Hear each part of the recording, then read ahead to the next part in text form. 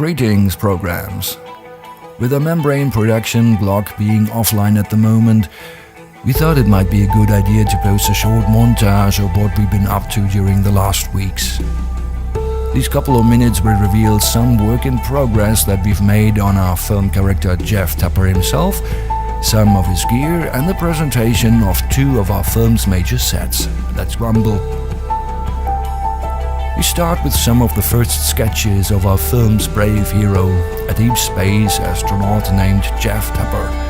Tapper is absolutely not supposed to be the first person that comes to your mind thinking about an archetypical kind of hero of a space opera. No, he's just an ordinary engineer working alone on a huge industrial space vessel named the Griffin. And these first sketches were drawn by one of our friends, concept artist Felix, and got finalized later on by production designer Matthias.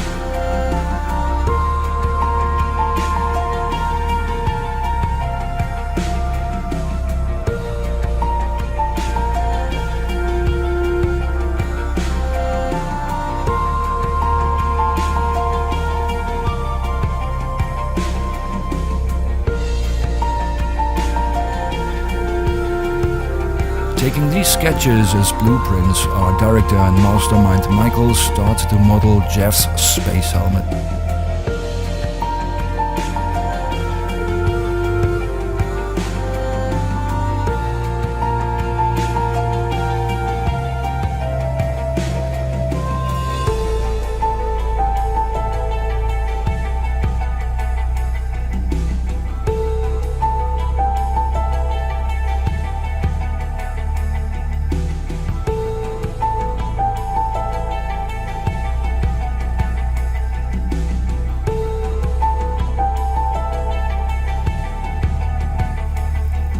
After that, he would go on with Jeff's teeth and his jaws, which then had to be placed inside the model of Jeff's head.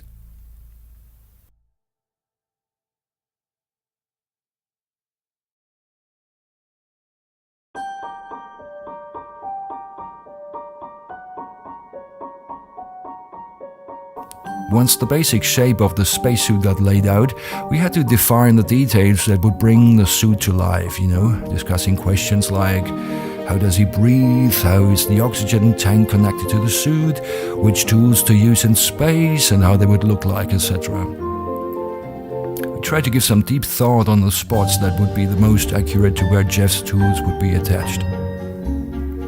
In this render you can see another very important piece of gear that Jeff uses in the film. It's his mobile computer terminal, which is attached to his arm.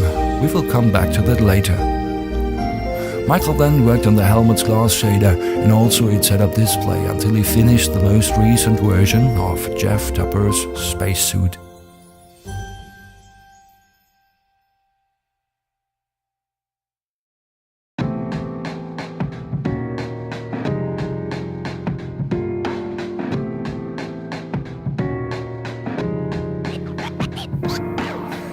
For the next part of the montage, let's take a few steps back.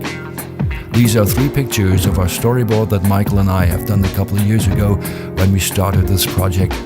In the foreground, we can see our character Jeff approaching the film's title-giving set, the mysteriously membrane, which you can see in the background.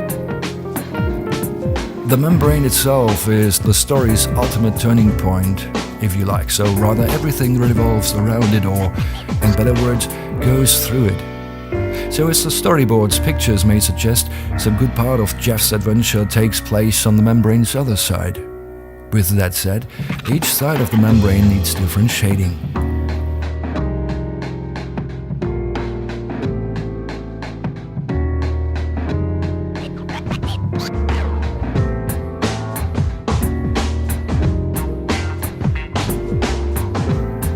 This picture might be interesting for people being familiar with the software that we work with, which is, of course, Blender.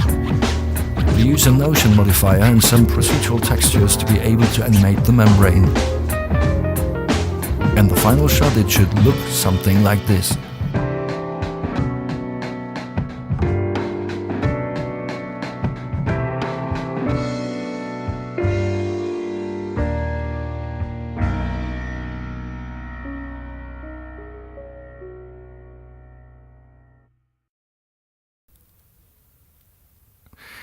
And here's another picture of our storyboard. It shows a close-up on Jeff's pretty convenient mobile computer terminal. This special gadget is supposed to provide all that vital data for Jeff's exploration inside and outside the membrane. But my very first attempts eventually turned out to look like crap. I really didn't understand the geometry that the original gadget is based on, so I tried a different design, which Michael, however, didn't like at all. He felt it looked too bulky. He wanted to have something looking more slim, plausible, and kinda sexy.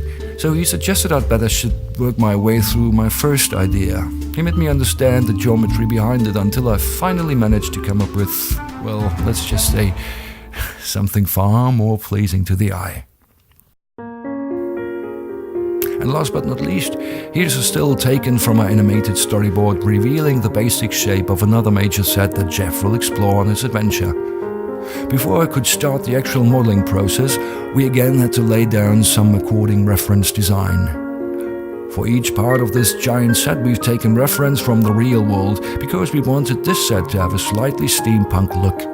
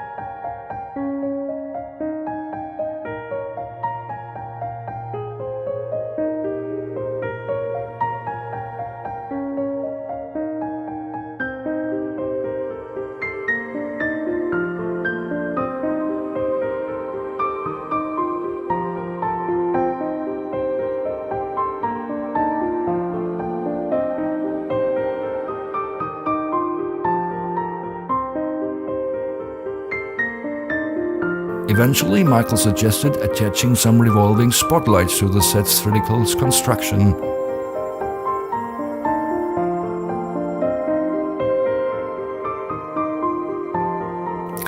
I also ran an animation test for the spotlight emission, but neither the shading nor the light emission looked too convincing, so we will have to solve this in post-production later.